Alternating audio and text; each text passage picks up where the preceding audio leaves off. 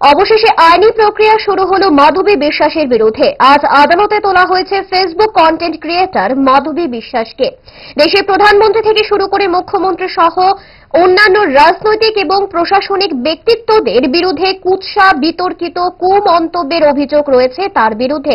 সামাজিক মাধ্যমে তাদের বিরুদ্ধে কুরুচিকর মন্তব্য করার অভিযোগে সম্প্রতি রাজধানীর 2 থানা আগরতলা পূর্ব এবং পশ্চিম থানায় তার বিরুদ্ধে একাধিক মামলা রুজু হয়। মামলা হাতে নিয়ে গতকালই রাজধানীর যোগেন্দ্রনগর এলাকা থেকে তাকে তুলে আনে পুলিশ।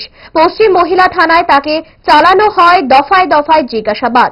নথিভুক্ত করা হয় মাধবীর বয়ান, বাজেয়াপ্ত করা হয় মাধবীর ব্যবহৃত মোবাইল সেট।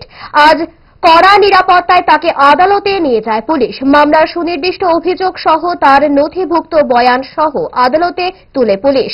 আদালত প্রাঙ্গণে ধৃত মাধবী বিশ্বাসকে দেখতে ভিড় জমে যায় সাধারণ মানুষের।